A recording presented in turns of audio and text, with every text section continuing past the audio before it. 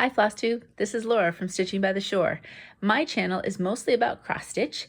Recently I've been throwing in some paper crafting, and even more recently I've been trying to combine the two. So today that's what we're going to do. We're going to take cross stitching and paper crafting and start a whole new way of using them together, and that is my stitching scrapbook.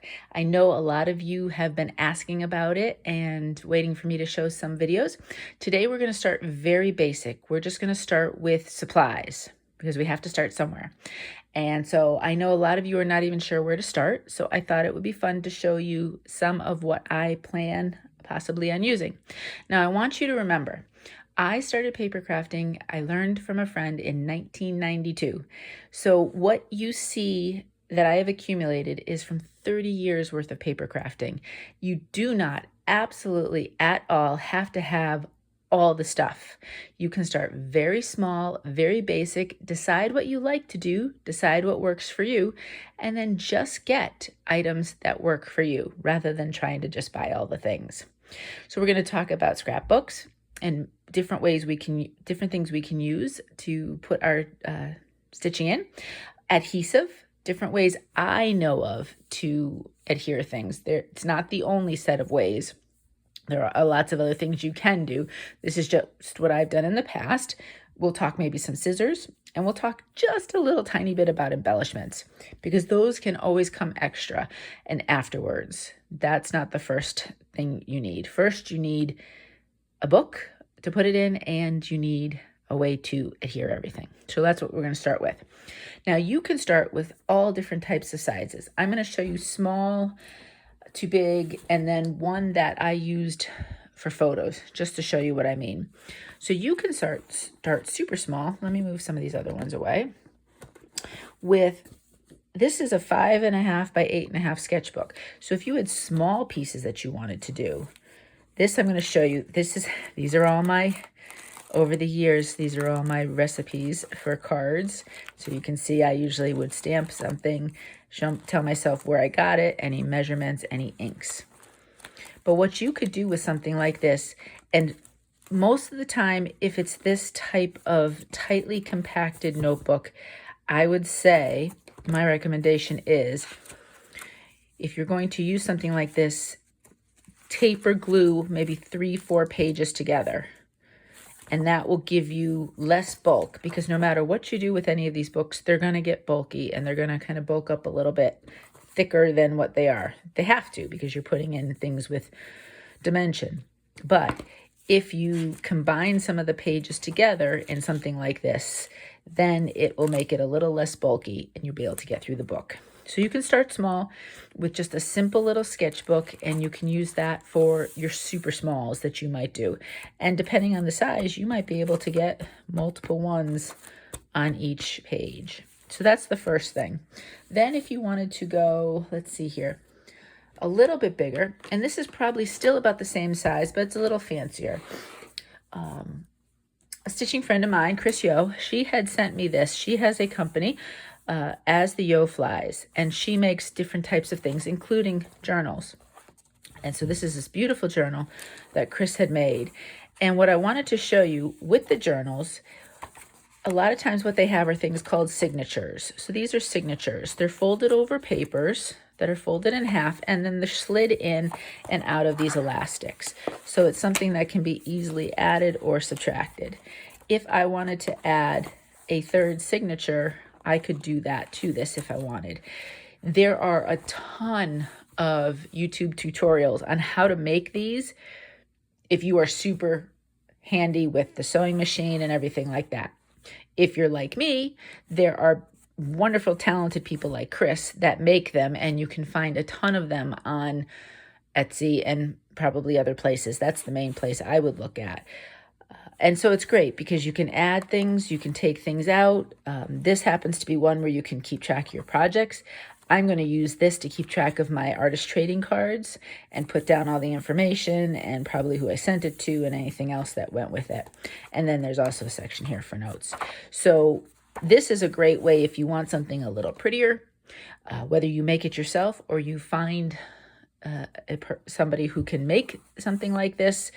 I can't sew worth a lick, so This is where I would be looking for somebody like Chris to make one for me. So that's an option that you can do. And it's just the same thing then. You just use, for example, a page, and you can put your projects on back and forth. Now, I'm going to show you one that's a little bit bigger. And you know what? I'm going to wait for that one because it's actually filled in. Let me show you the big ones for a second. I think I'm going to use one of the biggest ones because I'm using some of my biggest projects that I'm going to use to put in big and small. So I think I'm going to go big with my stitching scrapbook to start with. And then I might also have a smalls one.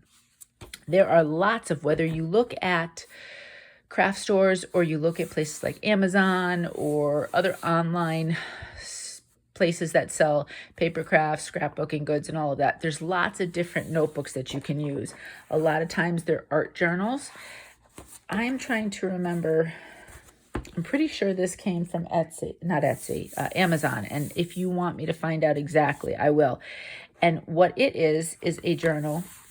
Again, most of these are made so that they can be used long term.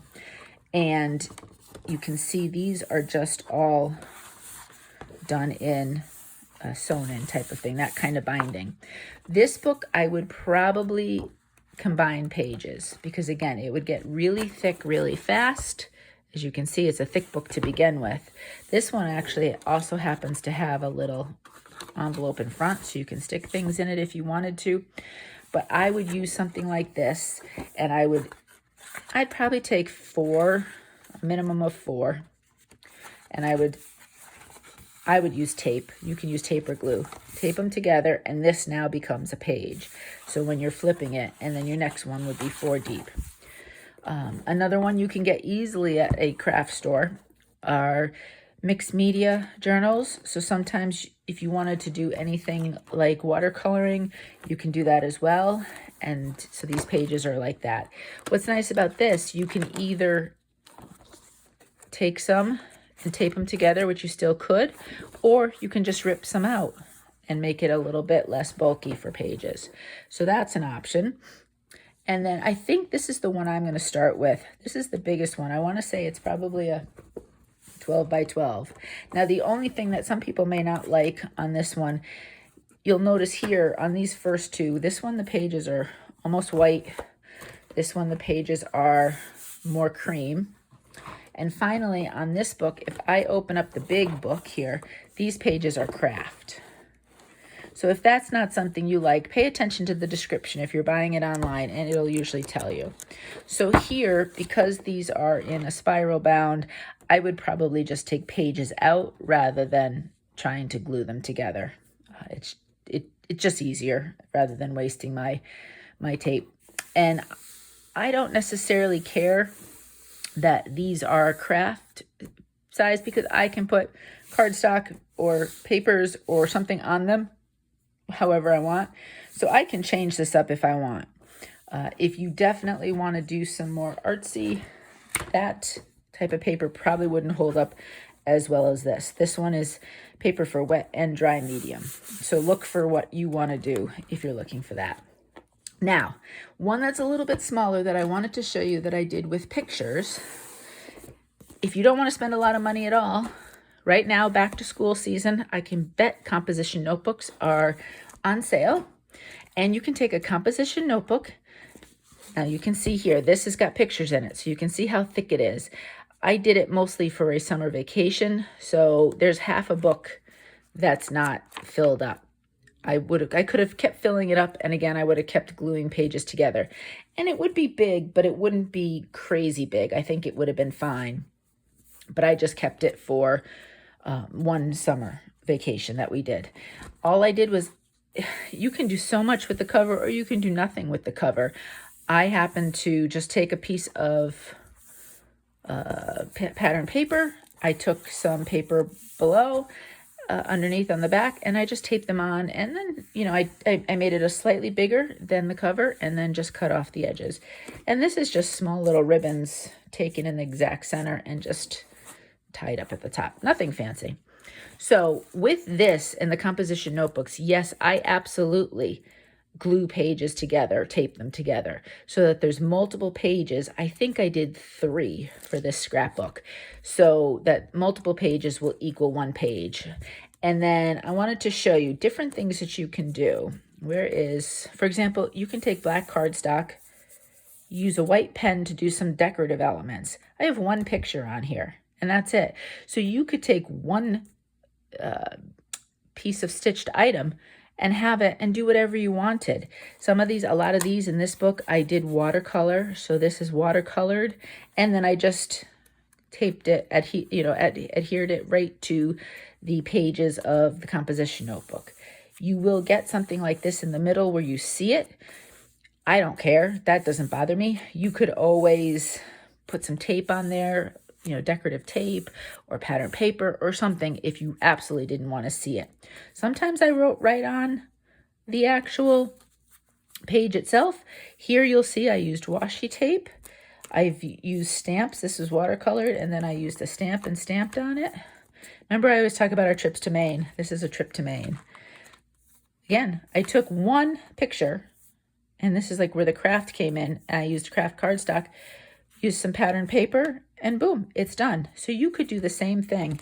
Here we've got pattern paper to mimic the ocean. Again, some more stamps. This I dry brushed with just some paint. So nothing fancy there. That was a colored piece of cardstock, and then just dry brush some paint on there. Some more pattern paper. Sometimes just writing right on it. Again, some more black pages. So you can see you can use ribbon if you wanted on the top and the bottom. And I think that's pretty much most of the techniques on this one. So you can make it as simple or as elaborate as you want. But you can start with something that's very easy to get. Your local Walmart or Staples or wherever you happen to get any of your supplies. And you could start right away. This and some tape and you're good to go. So let's talk tape. I am not necessarily a glue person when it comes to paper. I've never really glued my paper on just because I've always worried about buckling. But there's certainly people that do that and have no problem with it. So don't think you can't use glue if that's what works for you. I'm going to show you what works for me. First off is my double-sided tape. And I'm going to step away for 1 moment. I want to show you what I get. I buy these refills, the Scotch double-sided 3M tapes, and I buy them as packages so that they're cheaper that way. And then I just put them in my tape dispenser, and it's very easy to grab tape. And then I just refill another one when this is empty. So that's one of my favorite pieces of adhesive. And if you buy these more in bulk, you can get them a little bit cheaper. But it's not the only way you have to use it. I do have other double-sided tapes. I have red line tape. The only thing you want to be careful with the red line tape is it sticks. So once you have put something attached to it, you'll rip it if you try to pull it off most of the time. It's really strong. So just be careful on that. A lot of times, if I want to use ribbon, sometimes I'll use red line tape because I know it'll stick on there. There are other types of tape that, and you can get different brands. I happen to buy these from a place called Viva Las Vegas Stamps online, and they have all different shapes and sizes. It's a double-sided tape, and these are actually rippable. The red line tape would not be rippable, but this, I could pull out what I want, rip it, or cut it, and I'd be ready to go. There's also another one, score tape, which is also really nice to use. And that's similar to this. Sometimes it comes in different sizes, and I like to use that as well. Now, if you don't want to use tape, there's also things like glue dots. So if I open this up, you'll see here, there's just little tiny dots there. You can use glue dots. These happen to be just little, so each of those little squares you can rip apart and you can put them on the back of whatever you're attaching. So things like this, I would probably get at my local Michael's. And if I use a coupon, I can get it for a little bit cheaper. Now, I use these sometimes, but I'm one of those people, if I'm going to attach something, I attach it edge to edge. So if I were attaching, say, I have this piece right here. If I was getting ready and I don't have it, it's cut. And I don't know if it's the exact size, but I have neatened it up a little bit. Once I iron some interfacing on it, I'll decide, what the exact sizes I want to do with it. But if I were to put tape on it, I would go and cover all the edges. That's just me. It's just the way I've done it in all of my years of paper crafting. I can't say it's any better than any other way. It just is what I happen to know. And so that's what I happen to do. But you again, find what works for you. I know lots of people that like to use these little things and put one in each corner. And then they're good to go. So again, that is something you can play around with and see what works. But again, super easy. You can find these things either online or locally and give them a whirl. Tools, if you have a paper cutter, that probably would come in handy, but I'm not sure you absolutely need one. Now remember, I've been paper crafting for 30 years. So these are just some of my scissors. I have a tendency to like these if I'm just cutting straight up paper. And I just have the big size and the little size depending on what I'm cutting. These I really like if I'm cutting the tapes or something sticky because they don't stick onto my scissors. And if you've ever cut tape with your regular scissors, you know it can get to be a total mess. So that's why I use different sizes for different things. And then I happen to have, this is cute, if you ever need to do precision cutting, this gets really tight into corners. I can't remember where I got this from. I've had it a long, long time. I also happen to have a scissors that just cuts ribbon, and everybody knew in my house, if you came into my crafting area, the kids, when they were younger and they wanted to either craft or they needed something for school, they knew not to touch the pink handled scissors because they would get in so much trouble if they cut anything but ribbon with the pink handled scissors. So, but these just happen to be a few. I do happen to like a guillotine paper cutter versus the ones where you just go up and down with it. I've found that they stay sharper longer, make the cuts a little bit easier and crisper. And I've had good luck with the tonic guillotine is the one that I've used all of these years. But there are lots of different types out there if you decide you want to get more invested. If not, go with the scissors. And I know if you're a cross stitcher, you have all sorts of scissors, I'm sure, to cut different things depending on what you're doing for your finishing and stuff. So I bet you already have something that you could use tool-wise for that. And then let's talk embellishments. So that's the basics right there. Your book, whatever size, so big, little, or medium. Where's the little one? You can go absolutely little. You've got the different sizes. Your book, your adhesive, some sort of cutting. The only other thing I would say with my cross stitch, all of these will have interfacing on the back of them. Now, depending on what you do with your cross stitch for finishing, you might already do that. So you might already have the proper interfacing. And you'd be good to go with that. So that's the only other thing to prep the cross stitch that I would do is do that. So that's the basics. You could get started with just those simple little items. Everything else I may show you, and I don't have a lot here to show you, just a few things. Anything else I show you is all just extra. It's not needed to start with. It's just only if you want to try something a little different. If you find I really enjoy making these scrapbooks, I want to add a little something extra to them, then you can go out and get some stuff. Otherwise, just keep it basic. Really, it's whatever appeals to you and what your goals are. Now, some people call these stitchy journals.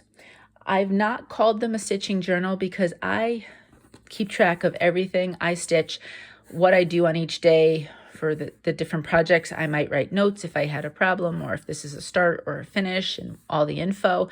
And to me, that's a stitching journal.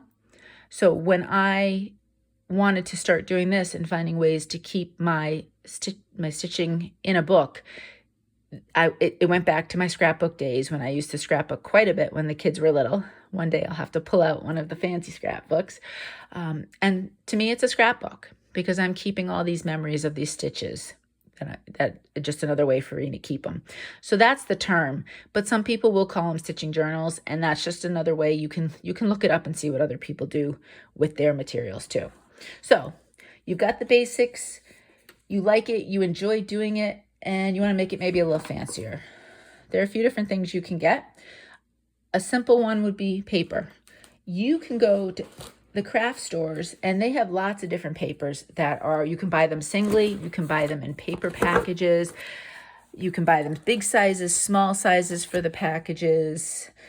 And when I mean big, I mean 12 by 12 or 6 by 6 piece of paper. There's lots of different ways you can do it. And there's tons of places online that you can buy anything like that. So you can definitely have a lot of fun.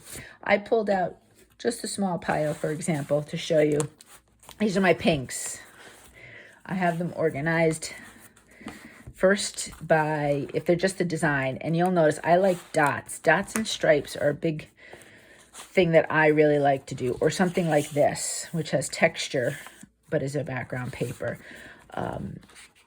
So these happen to be my pinks. I have them done by rainbow order, and then I do things like Christmas or Halloween at a separate section, and that's how I find things. Some of these papers, let's see, that one is single-sided, so that's just white on the back. But if you take something like this, you've got this on one side, and then you've just got a single color on the other. So something like this will cost you a little bit more, but you have different options. Let's see what other ones we have here that might be double-sided. Sometimes, a lot of times, they just have, there we go. So something like this, for example, I can do dots on one side, or I have a complete little decorative element on the other. So they become twice as useful. A lot of these dot ones have solids on the other side. And so you can, it's a good way to color coordinate. If I wanted the dots, but I wanted to add maybe another outline or border with a matching color, I know that this would match the dots color if I wanted to do the exact same color. So you can go and get a single piece. So if you say, I want this page in my book and it's got these colors, I can go to Michael's, I can find the open stock paper, find a single piece of paper that would match, and I could even use my coupon and it wouldn't cost me much. Also pay attention to when they have their papers on sale. Sometimes they have really, really good deals. Or you can buy a matching pack of a, say, an 8x8 or a 6x6 package, and it has different patterns and they're matching for a certain theme or color or whatever. So that's an option. I didn't pull out any cardstock, but it's the same idea as the paper. This paper actually is almost cardstock feel to it. You can get open stock, single colors of cardstock, or you can buy a package of one color. If you know that I love this color, I want everything to be that blue, that background of blue, or a craft color or a cream or whatever. And you can buy packets, and you can also do it that way.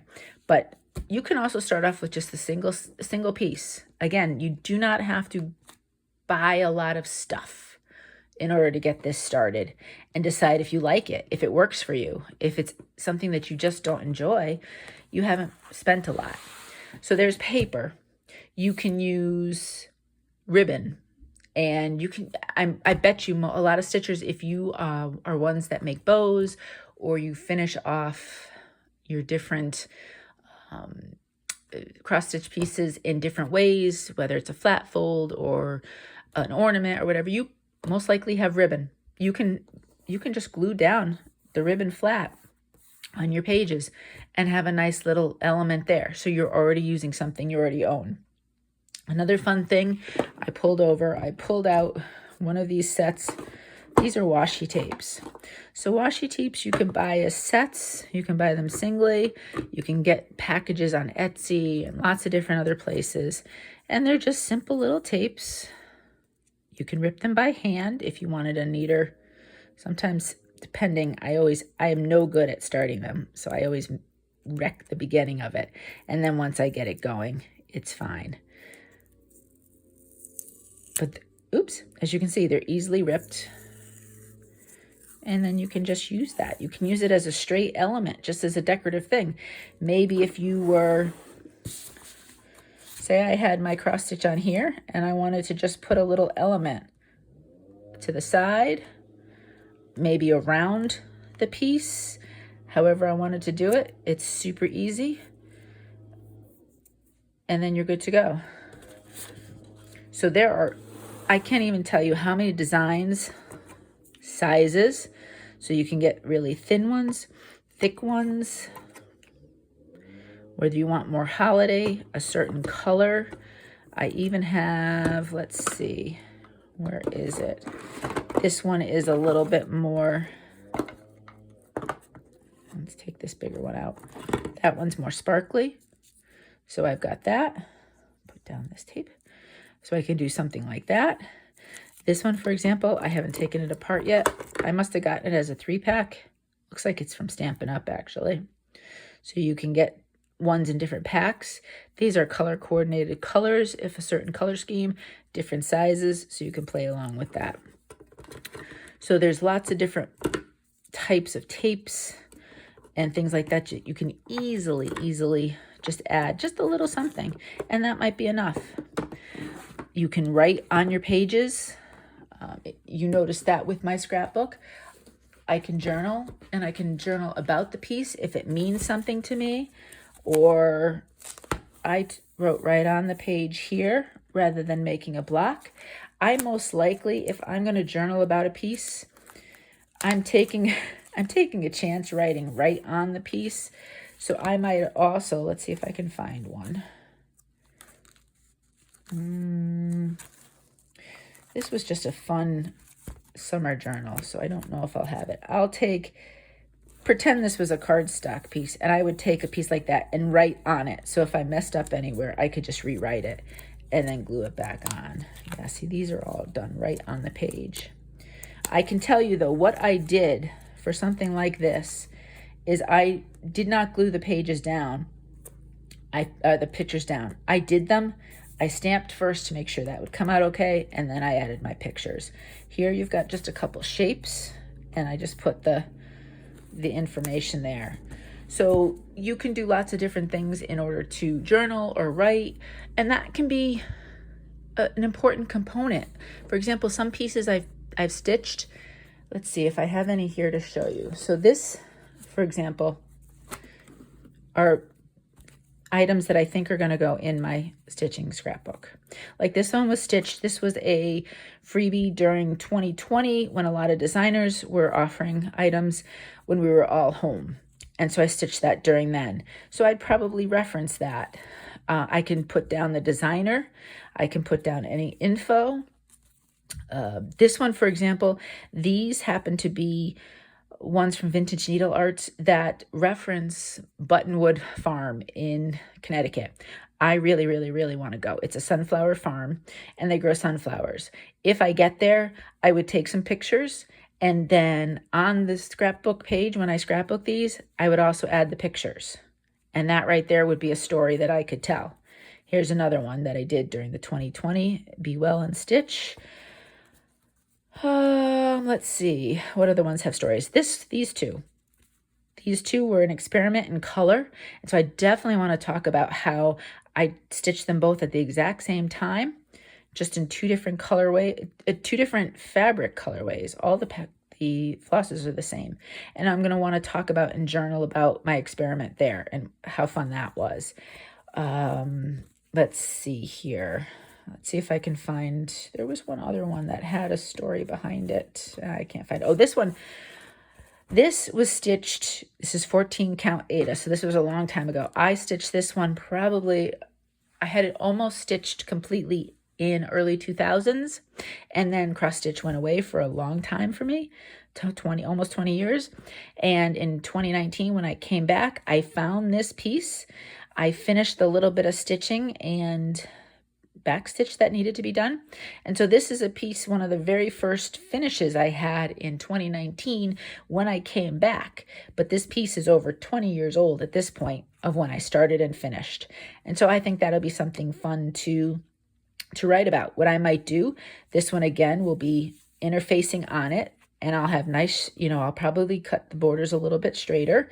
And then I may put a layer of matching cardstock, maybe something in the purples, around the edges of it to kind of layer it a little bit, kind of like when you take fabric and you put it around another layer of sticky board, maybe a 1/2 inch, 1/4 inch bigger. It's the same type of concept with the paper crafting. And then I can put it down and then I can talk about it and journal. So that's also something that I really want to do. I want to incorporate pictures for ones that mean a lot and have there was a reason why I did them. Some of them like this I just did because I thought they were pretty. I will stitch all of them, and they may be, depending on what size, they might be all on one page if I put them in the big scrapbook. And I can just talk about where they came from and so on and so forth, the story with that. So there's lots you can do. You don't have to make it super difficult. You don't have to spend a lot of money. You can just start small, experiment. Feel free to reach out to myself. I'm not going to, there are other people that do stitching scrapbooks / journals as well. I'm sure they might be happy to help you. I can't speak for them though, but I would always be happy to help you.